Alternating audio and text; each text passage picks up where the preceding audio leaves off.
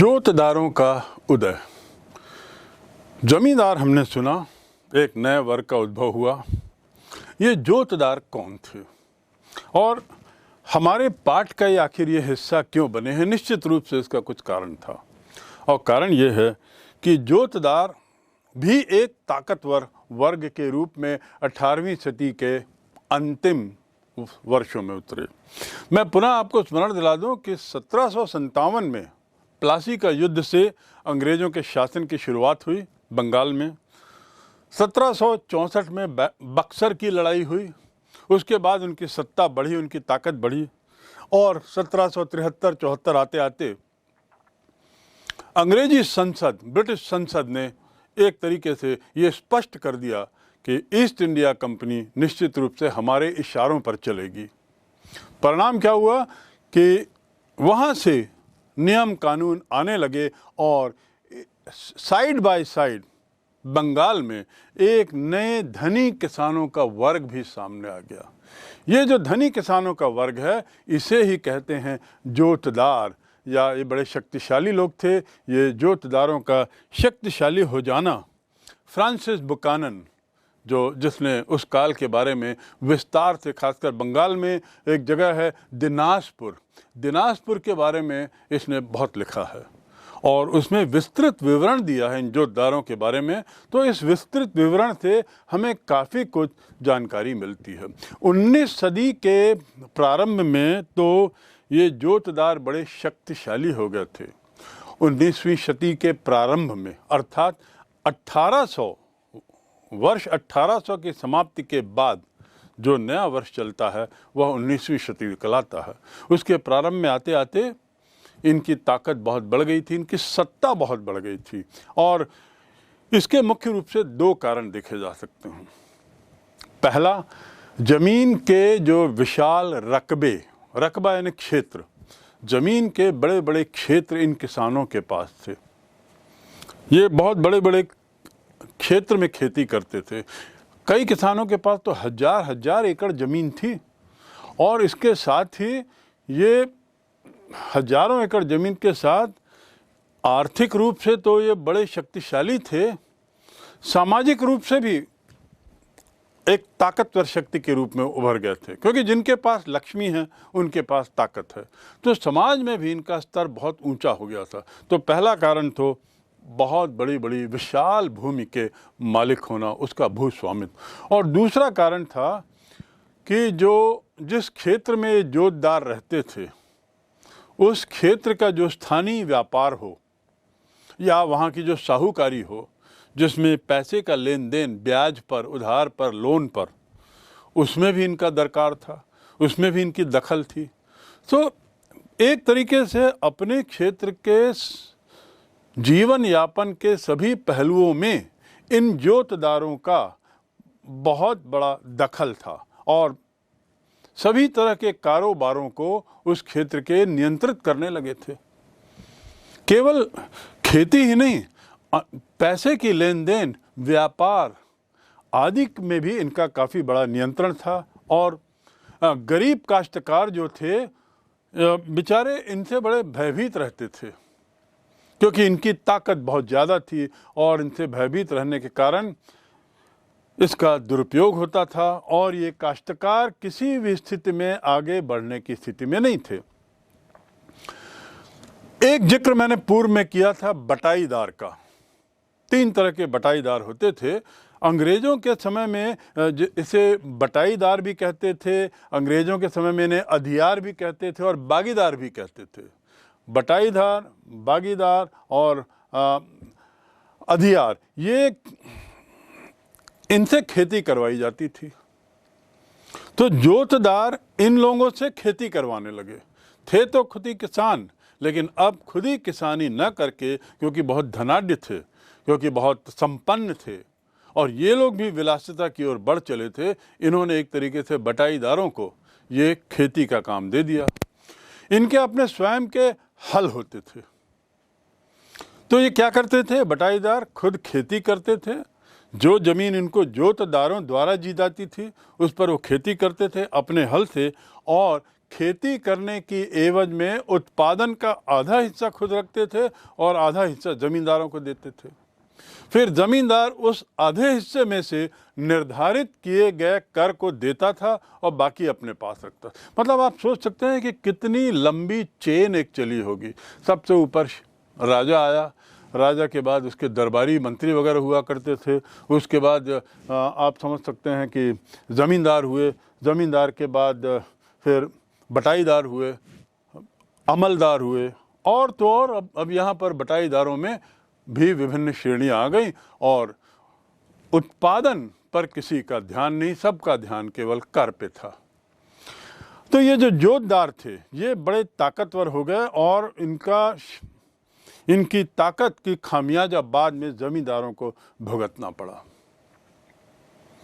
थोड़ा सा हम और आगे बढ़ते हैं और जानने की कोशिश करें कि आखिर जमींदारों की तुलना में इन जोतदारों की शक्ति इतनी बढ़ी क्यों, इतने ताकतवर क्यों हो गए कि बाद में वो अंग्रेजों के लिए समस्या हो गया। जोतदारों की अपेक्षा जमींदारों की ताकत में कमी क्यों हुई, इसके क्या कारण थे? बड़ा स्पष्ट है। पहला कारण कि जोतदारों की शक्ति गांव में काफ़ी थी। आपको याद होगा, मैंने अभी आपको जिक्र करके बताया कि ज़मीन बहुत सी नीलाम होती थी कर समय पर न देने के कारण, और एक नए तरीके के ज़मींदार पनपने लगे थे जिनकी संख्या बहुतायत या बढ़ती जा रही थी, और वे ज़मींदार कहलाते थे अनुपस्थित ज़मींदार, यानी वो शहरों में रहते थे। अब जो ज़मींदार शहर में रह रहे हैं, जिनका गांव से कोई संपर्क नहीं है, जिनका गांव से कोई संबंध नहीं है सिवाय राजस्व लेने के, और वह राजस्व भी वे एक अधिकारी जिसका नाम अमल था, जिसका पद का नाम अमल था, उससे लेते थे। क्या इन जमींदारों का किसी तरीके से संबंध रहेगा इन किसानों के साथ, जो बटाईदारों के साथ, रैयत के साथ? तो इसलिए निश्चित था कि पहला कारण यदि हम देखें कि ज़मींदार शहर में रहते थे, प्रत्यक्ष रूप से उनका इस वर्ग से, ग्राम वासियों से उनका कोई संबंध नहीं था। उसके उल्टे जोतदार जो था वह गांव का स्थायी निवासी था, ताकतवर तो था ही, उसकी ताकत के सामने सभी नतमस्तक थे, इसमें कोई दो मत नहीं, पर ताकत के अलावा वह प्रत्यक्ष रूप से वहाँ उपलब्ध था, परोक्ष रूप से नहीं। तो इस प्रकार जोतदार की प्रत्यक्षता उसे उस समाज में, उस एरिया में, उस तबके में ज़्यादा नियंत्रण के लिए उसको शक्ति देती थी। उसके पास नियंत्रण करने की बेहतर गुंजाइश थी अनुपस्थित जमींदारों की तुलना में। दूसरा कारण जिसके कारण जोतदार ज़्यादा ताकतवर हुए, वे गांव में लगान वृद्धि तो होती थी समय समय पर नियमानुसार, उसके अलावा बोली भी लगती थी, नीलाम भी होती थी। तो जोतदार जो थे वह सामान्यतया लगान वृद्धि के मुद्दे पर लेकर जब तब अमलदार से टकराते थे, यानी जब तब जमींदार से टकराते थे। और ये जोतदार धनी वर्ग के किसान थे, तो सामान्य किसान भी जो थे, चाहे बटाईदार क्षेत्र के, चाहे रैयत स्तर के, इस अन्य वर्ग के किसान भी इन जोतदारों के साथ रहते थे, एकजुट रहते थे, क्योंकि उनका मुद्दा था लगान वृद्धि पर रोक लगाने का, या लगान वृद्धि को कम करने का, या लगान माफ़ करवाने का अनुरोध। तो इस प्रकार ये जोतदार ग्राम में जमींदारों की लगान वृद्धि का सतत रूप से विरोध करते थे। और इसके अलावा जोतदार अपनी ताकत के बल पर जो रेवेन्यू ऑफिशियल्स थे, जो अमलदार थे, जो कर वसूल करने और निर्धारित करने आते थे, इन लोगों को भी बार बार परेशान करते थे। कुछ न कुछ अड़ंगा लगाकर कर देने की प्रक्रिया में विलंब करते थे, और यदि जोतदार इसमें सफल हो जाते थे तो नीचे के तबके के रैयत आदि लोगों को भी इसमें राहत मिलती थी, क्योंकि उनके लिए भी फिर ये लागू हो जाता था कि हाँ, कर को विलंब से दिया जा सकता है। इस प्रकार स्थानीय बटाईदार, स्थानीय रैयत इन जोतदारों को अपना हितैषी मानते थे, उन्हें अपना समर्थक मानते थे और एक तरीके से उन एक दूसरे की मदद करते थे। जैतदार इसके अलावा ये पूरी कोशिश करते थे कि उन्हें इस रैयत समाज का पूरा समर्थन मिले, और इस पूर्ण समर्थन के मिलने से उनको फ़ायदा क्या था कि वे अपने पक्ष में सबको एकजुट कर सकें। तो अपना पक्ष मजबूत करने के लिए भी स्थानीय स्तर पर रहने वाला यह शक्तिशाली वर्ग ये सुनिश्चित करता था कि उस समाज के लोग उनके साथ रहें। और परिणाम क्या हुआ कि जमींदार भू संपदा के राजस्व का भुगतान समय पर नहीं कर पाता था और नहीं करने पर जमीन नीलामी होती थी। अब देखिए चक्र, विषम चक्र कैसा है।